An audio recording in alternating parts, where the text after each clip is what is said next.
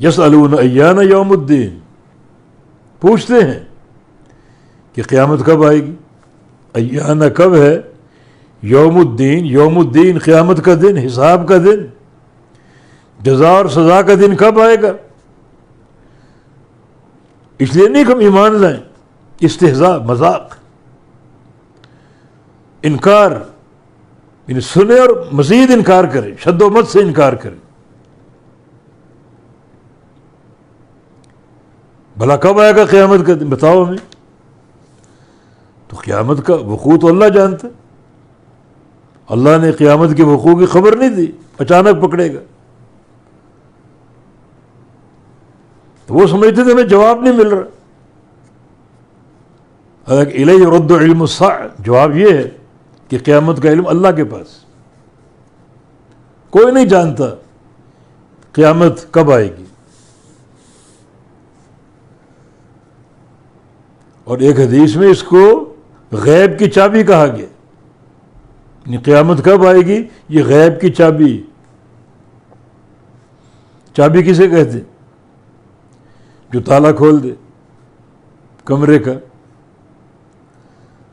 جب تالا کھل گیا آپ کمرے میں داخل ہو سکتے ہیں. اب آپ جان سکتے کمرے میں کیا ہے اور کیا نہیں. تو کمرے میں کب جائیں گے؟ جب چابی تالا کھولے گی. تو یہ غیب کی چابی ہے. 5 چابیاں بیان ہوئی. یہ غیب کی چابی ہے کہ قیامت کب آئے گی کوئی نہیں جانتا. جب چابی کا علم نہیں ہے تو قیامت کے بعد کیا ہونے والا ہے اس کا علم کیسے ہو سکتا ہے؟ تالا کھلا ہی نہیں، کمرے میں داخل ہوئے ہی نہیں، تو کمرے کے حوال آپ کیسے جان سکتے ہیں؟ اس طرح یہ بھی ایک چابی، غیب کی چابی ہے. یہ قیامت کب آئے گی.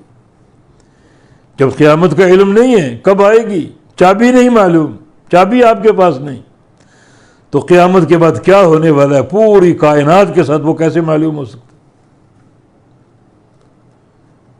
جو آپ دعوے کرتے ہیں کہ فلاں نبی ولی سارے غیب جانتے ہیں،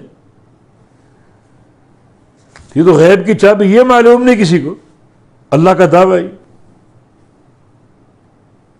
یہ معلوم نہیں، تو قیامت کے بعد کیا ہونے والا یہ کیسے معلوم ہوگا جب چابی معلوم نہیں.